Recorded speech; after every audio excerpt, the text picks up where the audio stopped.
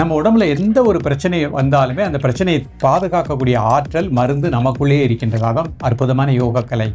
பொதுவாகவே இரத்த அழுத்தத்துக்கு கோபம் ஒரு காரணம், மன அழுத்தம் ஒரு காரணம், டிப்ரெஷன் டென்ஷன் ஒரு காரணம். செம்பருத்தி இலை, செம்பருத்தி பூ இருக்கு பாருங்க, செம்பருத்தி பூ ஒரு 4 இதழ்களை எடுத்து நல்லா வாஷ் பண்ணிவிட்டு அது எப்படி மென்று சாப்பிட்டுக்கலாம். படுப்பதற்கு முன்பாக இந்த தியான முத்திரை இதை வச்சுட்டு நல்லா இன்ஹேல் எக்ஸேல் பண்ணுங்கள் ஒரு 5 டைம்ஸ்.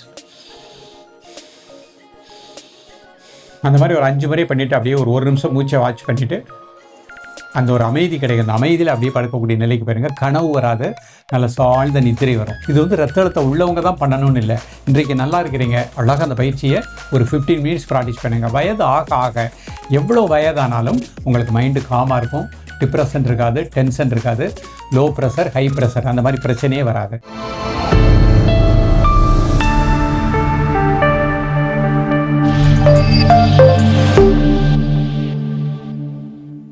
ஓம் குருவழியே ஆதி ஆதி, ஓம் குருமொழியே வேதம் வேதம், ஓம் குருவெளியே தீபம் தீபம், ஓம் குருபதமே காப்போ காப்போ. காஸ்மா ஹெல்த் நேயர்கள் அனைவருக்கும் கிருஷ்ணன் பாலாஜியின் பணிவான வணக்கம். நேயர்களே, ஆசனம் செய்வோம், ஆரோக்கியமாய் வாழ்வோம், முத்திரைகள் செய்வோம், மாத்திரைகள் தவிர்ப்போம். இன்றைக்கு நம்ம பார்க்கக்கூடியது ஒரு தெரபியாக நம்ம பார்த்துட்டு வரோம். ஏற்கனவே சுகருக்கு பார்த்துருக்கோம். இன்றைக்கு இரத்த அழுத்தம், ப்ரெஷர்னு சொல்கிற பாருங்க, குறைந்த இரத்த அழுத்தம், அதிகமான இரத்த அழுத்தம். இந்த ப்ரெஷர் வராமல் நார்மலாக வாழ்வதற்குரிய ஒரு தெரபியாக பார்க்க போகிறோம். ஒரு ஆசனம், முத்திரை, ஒரு மூச்சு பயிற்சி, ஒரு தியானம், உணவு. ஸோ இது நீங்கள் கரெக்டாக இந்த மாதிரி ஒரு தெரபியாக நம்ம பயிற்சி பண்ணும் பொழுது நிச்சயமாக முதல்ல அது கட்டுக்கோப்புக்கு வரும். நம்ம உடம்புல மன அழுத்தத்தினால தான் ரத்த அழுத்தம் வருகின்றது, உணவு முறையினாலும் ரத்த அழுத்தம் வருகின்றது, நல்ல ஒரு ரெஸ்ட் தூக்கம் இல்லாத காரணத்தினாலும் ரத்த அழுத்தம் வருகின்றது. அப்போ இதெல்லாம் நம்ம சரிப்படுத்தக்கூடிய ஒரு தெரபியாக பார்க்க போகிறோம். இதை நீங்கள் நம்பிக்கையோடு ப்ராக்டிஸ் பண்ணுங்கள். நிச்சயமாக எல்லோருடைய உடலிலுமே அந்த இரத்த ஓட்டம் மண்டலம் சீராக இயங்கும்.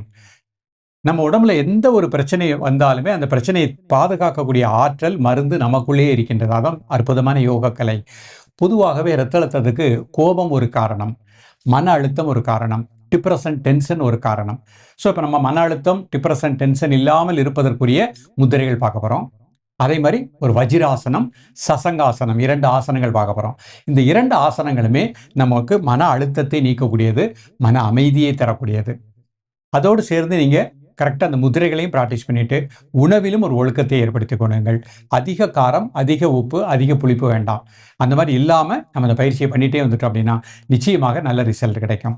இப்போ முதல்ல இரத்த அழுத்தம், ஏது குறைந்த இரத்த அழுத்தமாக இருந்தாலும் சரி, அதிகமான இரத்த அழுத்தமாக இருந்தாலும் சரி, அதை கட்டுக்கோப்புக்கு கொண்டு வரக்கூடிய 2 ஆசனங்கள் பார்க்க போகிறோம்.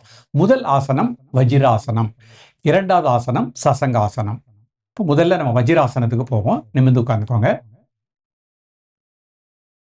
பிரீத்திங் நார்மல் பண்ணிக்கோங்க. ஒரு 10 செகண்ட் மூச்சு அப்படியே வாட்ச் பண்ணுங்க. இப்போ பொறுமையா 2 காலை முதல்ல நீட்டிக்கோங்க. ஒவ்வொரு காலா மடிச்சுக்கிடுறேன். அடுத்த கால் மடிச்சுக்கிடுறேன். 2 கால் சேர்த்து வச்சுக்கோங்க. கை இந்த மாதிரி 2 நாசி வழியா மெதுவாக மூச்சை உள்ளெடுத்து மெதுவாக மூச்சு வெளியே விடுங்க. ஒரு 3 முறை.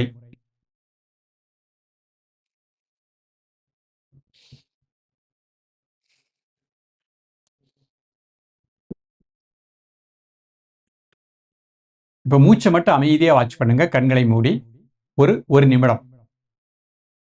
மூச்சு உள்ள போகிறது, மூச்சு வெளியே வருது, அதை மட்டும் வாட்ச் பண்ணுங்க.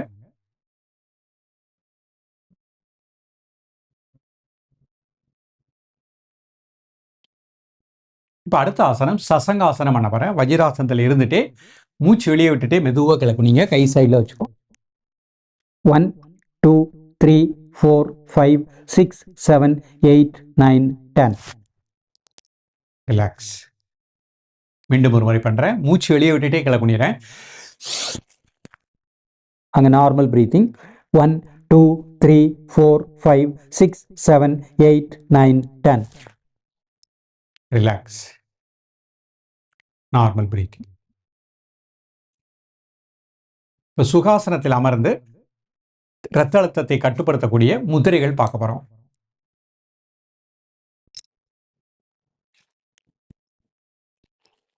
சுகாசன நிலை. நிமிர்ந்து உட்காந்துக்கோங்க.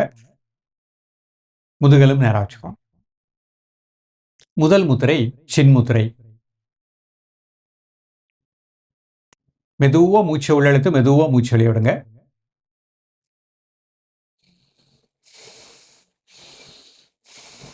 இப்போ மூச்சை மட்டும் வாட்ச் பண்ணுங்க. 2 நிமிடங்கள்.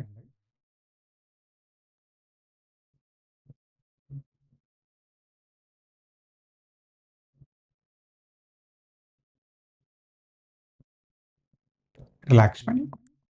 அடுத்த முத்திரை ஆதி முத்திரை. கட்டவரல் வச்சுக்கோங்க, 4 விரலும் மடிச்சுக்கோங்க. ஒரு 3 முறை மூச்சை உள்ளெழுத்து மூச்சு வெளிய விடுங்க.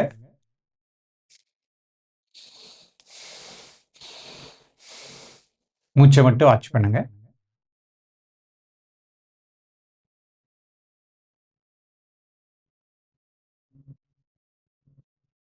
இரண்டு நிமிடங்கள். ரத்த அழுத்தம் அதிகமாக உள்ளவங்க 5 மினிட்ஸ் பண்ணிக்கலாம். மூச்சு உள்ள வருது, மூச்சு வெளியே வருது, அதை மட்டும் வாட்ச் பண்ணுங்க போறோம். ரிலாக்ஸ் பண்ணிக்கோம். அடுத்த முத்திரை தியான முத்திரை. இடது கை கீழே வலது கை மேலே 2 பெருவர்களையும் டச் பண்ணுற மாதிரி வச்சுக்கோங்க. ஒரு 3 முறை மூச்சை உள்ளெழுத்து மூச்சு வெளியே விடுங்க. நீங்கள் கை மடியில் வச்சுக்கலாம்.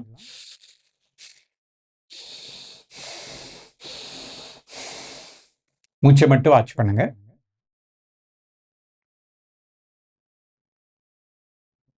காலை மதிய மாலை 3 வேளையும் சாப்பிடுவதற்கு முன்பாக 2 நிமிடங்கள்.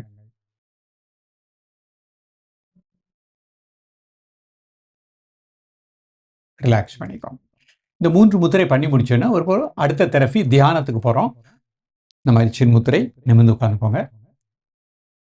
உங்களது ஆழ்மனதை தலை வழி தசைகள் மனசனால டீப்பாக ரிலாக்ஸ் பண்ணுங்க. தோள்பட்டை வழி தசைகள் மனசனால டீப்பாக ரிலாக்ஸ் பண்ணுங்க.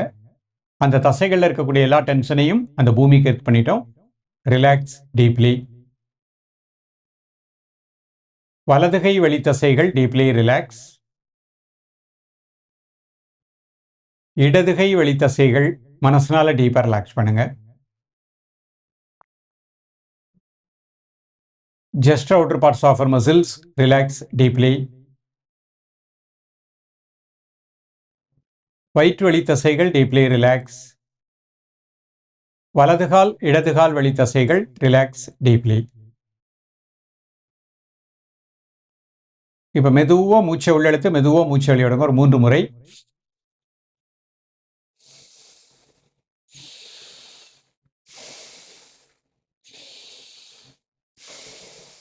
இப்போ உங்க உணர்வு இதயத்தினுடைய உள்பகுதி அநாகத மையம்.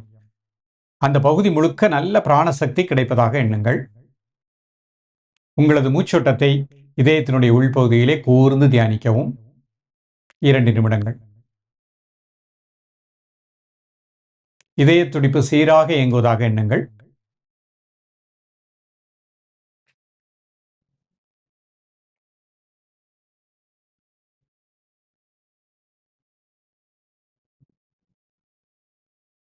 ரிலாக்ஸ் பண்ணிக்கோங்க.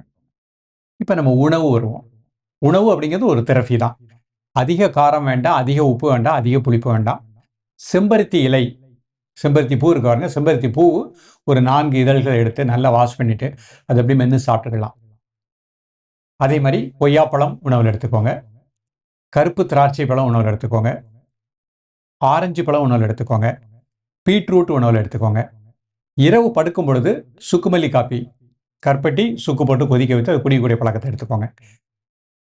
அதே மாதிரி நம்ம சாப்பிடக்கூடிய நேரம் காலையில் 8லேருந்து 8:30 வரைக்கும், மதியம் 12 to 1:30, இரவு 7:30 மணிக்குள்ள அரை வயிறு சாப்பாடு, கால் வயிறு வாட்டர், கால் வயிறு காற்று செல்வது கேட்டால் இருக்கட்டும்.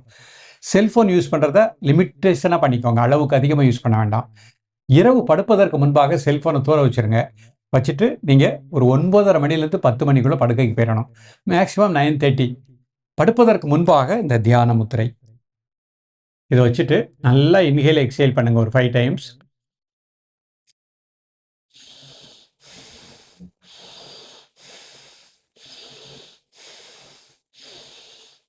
அந்த மாதிரி ஒரு 5 முறை பண்ணிவிட்டு அப்படியே ஒரு 1 நிமிஷம் மூச்சை வாட்ச் பண்ணிவிட்டு அந்த ஒரு அமைதி கிடைக்கும். அந்த அமைதியில் அப்படியே படுக்கக்கூடிய நிலைக்கு போயிருங்க. கனவு வராது, நல்ல சாழ்ந்த நித்திரை வரும். காலையில் 4:30லேருந்து 5 மணிக்குள்ளே எழுந்துருங்க. எழுந்து இப்போ நம்ம சொல்லிக் கொடுக்குற இந்த பயிற்சியை அழகாக ப்ராக்டிஸ் பண்ணிகிட்டே வாங்க. இந்த வஜ்ராசனம், சசங்காசனம், 3 முத்திரைகள், உணவில் ஒழுக்கம், அநாகத தியானம். இது நம்ம தெரப்பியாக பார்த்துருக்கோம். இது ரத்த அழுத்தம் உள்ளவங்க தான் பண்ணணும்னு இல்லை. இன்றைக்கு நல்லா இருக்கிறீங்க, அழகாக அந்த பயிற்சியை ஒரு 15 மினிட்ஸ் ப்ராக்டிஸ் பண்ணுங்க. வயது ஆக ஆக எவ்வளோ வயதானாலும் உங்களுக்கு மைண்டு காமாக இருக்கும். டிப்ரெஷன் இருக்காது, டென்ஷன் இருக்காது, லோ ப்ரெஷர், ஹை ப்ரெஷர் அந்த மாதிரி பிரச்சனையே வராது.